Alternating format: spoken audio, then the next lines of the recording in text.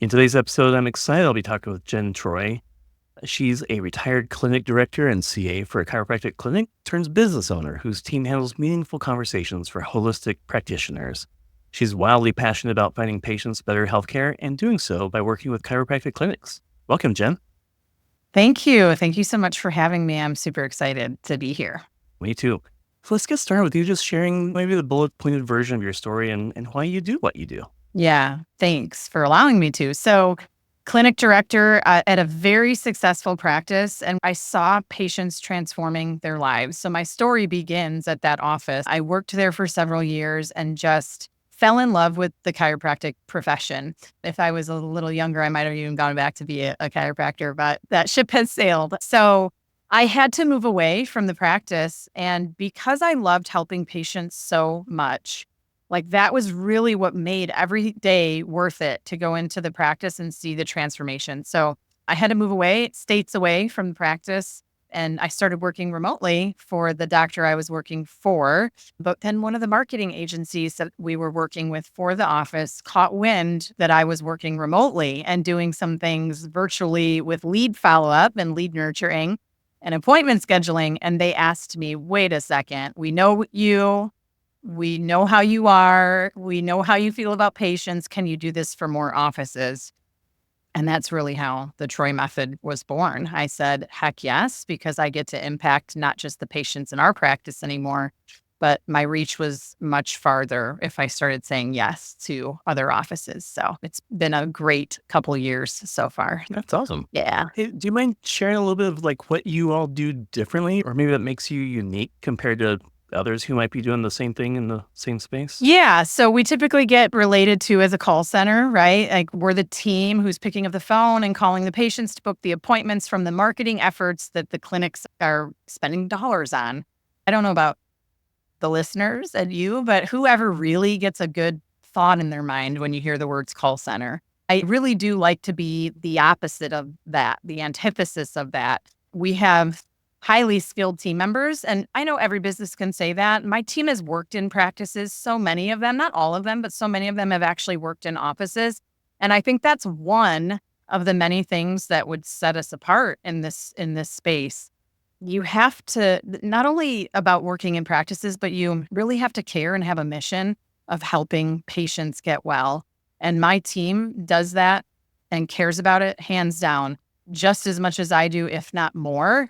You don't find that in other call teams. I've looked, I've watched, I've paid attention. That is absolutely the differentiator. We as a team collectively want to make an impact for patients. And again, we get to do that by working with the clinics. So arguably our mission in getting patients to chiropractors as opposed to drugs and surgeries and maybe some other practitioners' offices they would go to, that 100% sets us apart in what we do. That's awesome. And you're right. The term call center doesn't really feel like it does justice to you and your team. How would you describe your company? Ooh, that's a good question. So we call ourselves like fearless patient educators, kind of forging a different path in the call center, the call team space. We are not just on the phones trying to book appointments. We are having those meaningful conversations you mentioned. We're showing empathy. We're showing the care for the patients and working them through that day zero that you and I have talked about. Like what happens before the patient ever hits the door? What experience are they having? What's going to make them want to come to this office over the office down the street? So I say that we're fearless patient educators because we get on the phones and we have some really good and sometimes disrupting conversations with patients where we're telling them things they may never have heard before. Like they don't, we're not the doctor, but there are other solutions besides going and getting drugs. And they may be a good candidate. They just don't know that yet. So hopefully that helps. Yeah, absolutely. What would you say you find most exciting about having meaningful conversations with new patient leads and working with chiropractors? We talk about this a lot on our team meetings because, again, we have to, as a culture for my team, to set us apart from just being every other call team. So what excites us the most is truly knowing that if we're having those conversations with that patient and they book an appointment in the practice, that could be literally changing the trajectory of what happens to that patient's health. I believe that thoroughly because of what I saw working in a practice. I knew if they started care at our office and they followed their recommendations as a patient, we can't do it for them. If they followed their recommendations, they were going to get healthier. They were going to feel better. And that is what excites us. We talk about that at almost every team meeting that we know. We just celebrated last month. 1,000 patients were impacted by the number of appointments that we booked. Well, that's amazing. Yeah. What would you say are some common challenges that your chiropractor clients face? Oh, wow. Well, it depends on what part of the process. So, in our world, I would say some of the challenges we find would be that the patients coming into the practice, I would say they're struggling to potentially educate them and convert them to care in many ways. I think while we may have those conversations and help them understand what's going to happen at that first visit, I think sometimes the challenge is actually getting the patient to value the care that they're getting once they hit the door at the office and really understanding how to educate them just a little bit more to get them to want to be lifelong patients. Something I see across the board. I'd love to figure out how to move that needle. Yeah, would you say that you find something lacking in that first conversation for a lot of offices?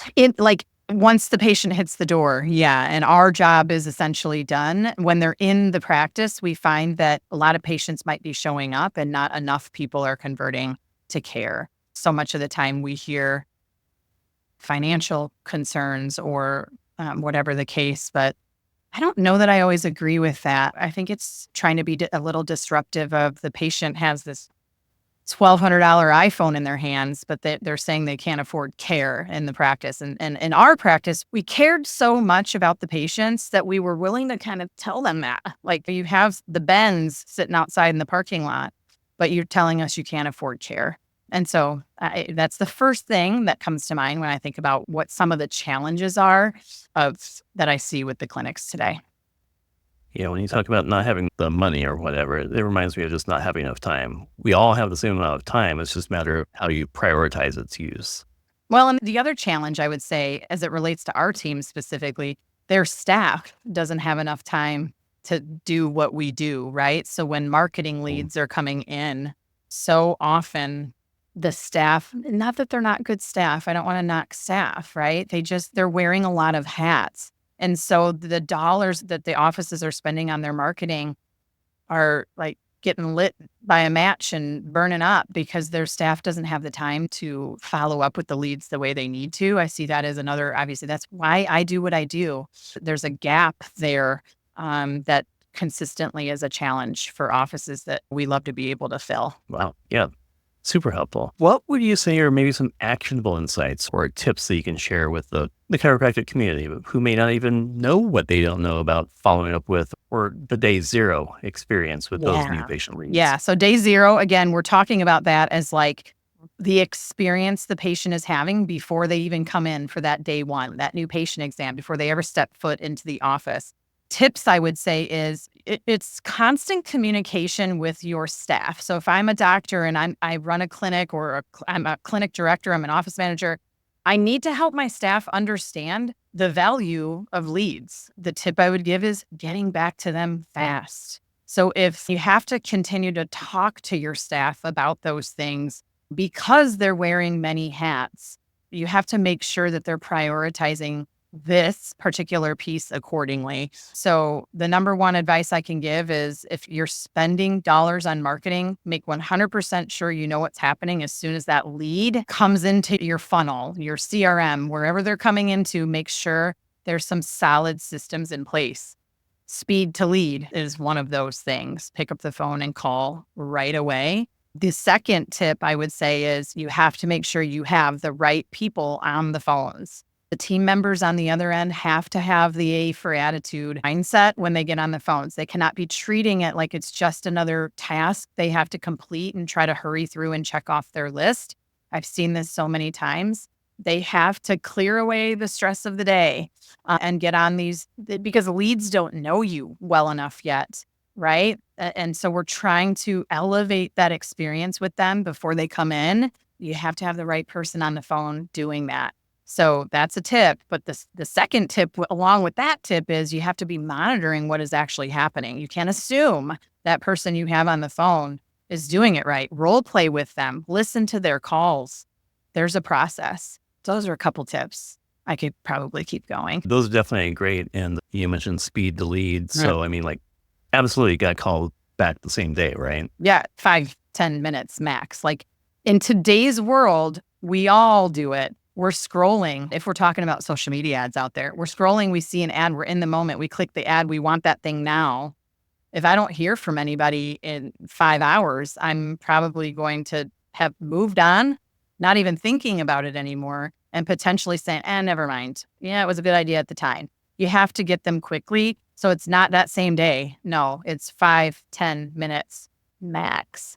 And then they've gone on to other things. A lot of the times what we see that when we step into an account, we start working leads and we go back and kind of do some audits, the time gap is tremendous. And that's typically why they don't schedule. Yeah, we've seen the same thing. Yes. And you made a good point about the person handling the call. And I have to imagine a lot of the offices, the person is really good with patience and has that empathy, if you will, or else they probably wouldn't be there very long. However, there's something to be said, I would say, for how you either take time or handle that conversation with someone who doesn't have any rapport built up versus someone who's been coming to the office and knows the office and trusts the office Right. when they pick up that phone. Yeah. And it's funny though. I've seen a lot of staff who, like you said, well, if they didn't have that empathy, they wouldn't be there very long. I've seen staff that doesn't, and they've been there too long. I've worked with a lot of offices, hundreds of offices over the last 3.5 years since I started my business. And that is why teaching staff is something that I'm working towards being a part of an offer for the Troy method, is because I feel like staff don't get the proper training. And it's not that they can't have the empathy. I just don't know that the time is spent on them that they need. So yeah, it takes time to get the right person. You have to be there as a business owner, as the doctor, as a clinic manager. You have to be there kind of making sure that the right people are doing it for you. That makes sense. Well, and I think about almost any job, really. First, you have to hire the person with the right attributes and traits and innate ability to do the work. But then pretty much any person is going to need some sort of training and skill refining and practice and feedback in how they do that work. Yeah, 100%. Awesome. How would you say you see things progressing in the near future as it relates to maybe lead follow-up or speaking to new patients for the chiropractic community?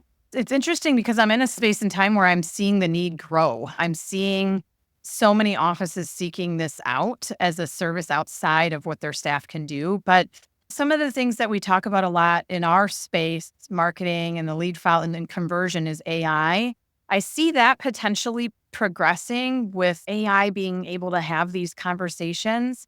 But I'm not an AI naysayer. I think there's a time and a place. I don't think it's ready for a clinic to want to have it take over their communication with patients just yet. There's AIs out there that sound fairly human-esque, and there's text conversational bots that are happening out there. We've seen them crash and burn, and we've seen patients negatively react to those. So I see a future with a little bit more of that built in, but I see also that patients now more than ever want humans to stay a part of their conversation, especially as it relates to their health. So I think that us as humans and that those meaningful conversations aren't going away anytime soon. So I caution people to want to jump into this AI, that it's the way and you don't need people anymore. Yeah, it's my business, but I would argue that patients don't want that. They don't want that yet. We're not there yet. So I see more meaningful conversations and more of us needing to be in the world to help educate patients and make them feel good about the decisions they're making for their health. Yeah, I think it's a tricky space. Working with chiropractors, we're working in the health space. I mean, they're businesses, right? And they have all the business functions, but at the same time, we're talking about helping people.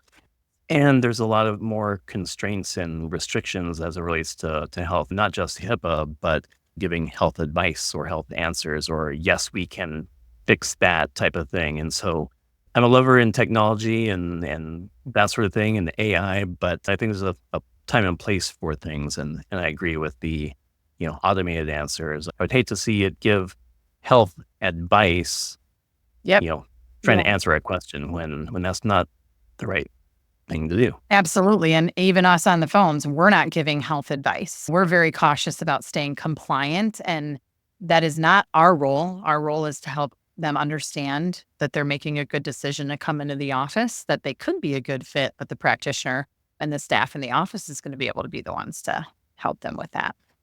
Right. Yeah. Can't diagnose without actually seeing the patient. Yes. 100%. Yes. Awesome. Well, before we sign off, do you have any other final advice maybe that you want to share with the chiropractic community or anything we might have missed going over? I just go back to if I'm just thinking like right now in the moment, not prepped. Well, I am prepped, but not prepped, right? About what I'm passionate about. Don't leave no new lead left behind. I think Hmm. that's super important. So we're in this space of you want to spend dollars on marketing, but you also tend to want to complain that they're not quality leads. So much of the time, they're not getting the nurturing and the care that they need when you do have them coming into your system. So again, I go back to it's so important not to leave the leads left behind. Don't throw dollars at something and hope patients just magically show up. It is so important to have a very specific process in place of who's going to take that responsibility on when you're starting to market to leads. That is so critical because I feel like it's literally leaving patients left behind and not helping the ROI at all when they're trying to spend dollars on marketing to have it all, kind of go up in smoke. So make sure those systems are in place and you're doing all the things that you can before you just question the quality of the lead. So many a times when we step in, we don't see that as the issue. We see the internal workings and the lack of the follow-up was the actual issue. So there are good solutions out there. I think so often doctors and staff get jaded by all the marketing options out there. Companies like Sebastian's, they're hard to find. I get it, but they're out there. And so I think it's important not to give up on the marketing either, because I do think it's a necessity to have your ecosystem of marketing fully operating the way it needs to. So that would be the first things that come to my heart when I think about what final message I can give. Yeah, that's really brilliant. And when I think about what you were saying too with the lead quality and things like that, that's one of the inputs, but there's a lot of inputs that produce the output, which is Yeah. a patient coming in that truly wants the help and wants to get better. The other thing I think about, and I'll forget if I don't say it now, you and I think, had this discussion not too long ago, is the other thing that adds to that is you can't just market to ice cold leads, right? Social media is like that low hanging fruit that everybody wants to market to, but you also have to have other variables in place to make those social media leads just a little bit warmer. Things like awareness in your community and who you are, and are you posting organically, and all the things you probably heard that you're supposed to be doing. Again, it's a marketing ecosystem. It's not just one thing with marketing. And I think that's important to note, is that you can't just run cold ads necessarily and see the results that you want to see. You have to have more irons in the fire.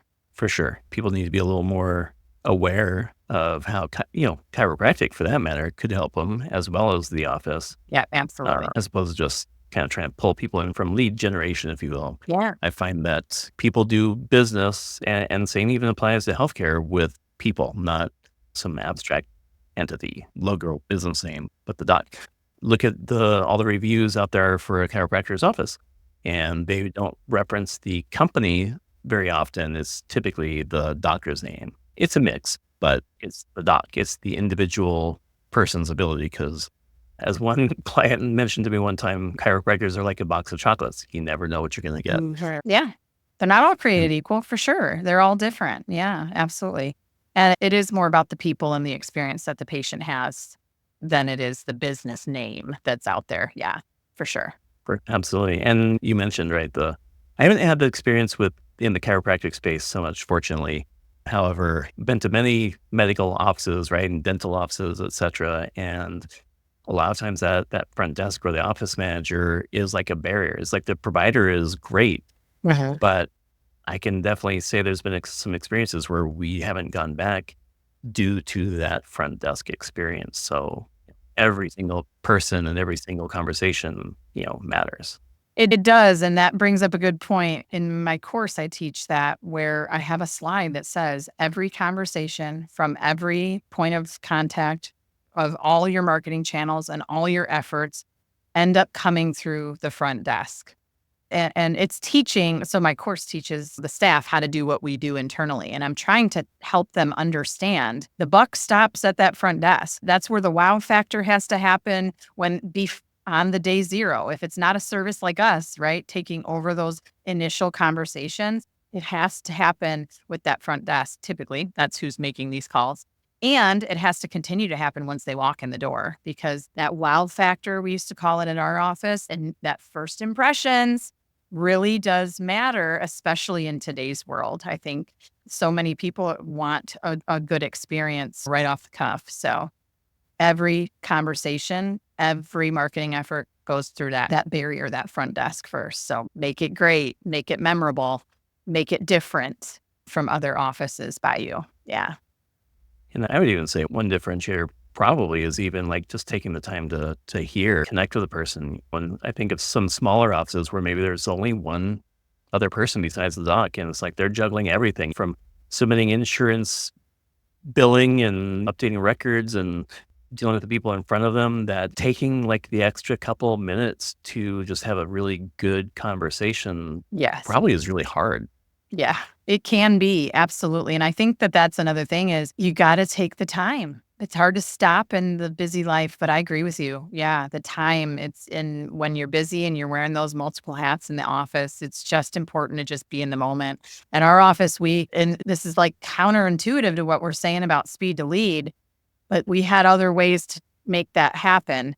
Our front office could not answer the phone when they were in shift with patients because we wanted them to be hyper present for the people in front of them. The phones can wait. We wanted to be in the moment with the people in front of us. So that's a really, really good point you bring up. Yeah. Yeah. Everyone you're interacting with, right? Phone or in person, they should be the only person that you are worrying about at Exactly. that given moment. And you just said something about the phones can wait. And I think about some offices, or probably most offices, how they close for a few hours in the middle of the day and they don't answer those calls. Or if they are with someone, they aren't picking it up necessarily. And there's a lot of times where you're doing maybe even Google ads and people are actively calling from the ad. And I mean, so every single call, if you miss that, good luck. They're just calling the next one on the list. Yes, absolutely. Especially when it comes to something like Google. Yeah. So like our office, we had other people in place outside of the front desk like us who would make sure that those phones were getting answered and the leads were getting followed up with. So their front desk could focus on what they needed to. Absolutely. Yeah. So good. Yeah. Can you mind telling the listeners how they can find or the best way to connect with you? Yeah. Website is always the best to learn more. That's www.thetroymethod.com. That's always the best way. I do free lead audits and free strategy sessions. You can always book a call with me there. But I'm on Facebook, Jenn Troy. Find me. I'd love to connect and chat. Those are the two best ways. Awesome. Well, thank you so much for sharing your insights with us today, Jenn Troy. We'll make sure to link to your website in the show notes in case anyone wants to take a closer look at that or talk to you. I highly encourage people to talk to you and the other things we covered today by going to growyourchiropractic.com and going to the podcast section. Thanks again, Jenn. So good talking to you. You too. Thanks. I appreciate you having me.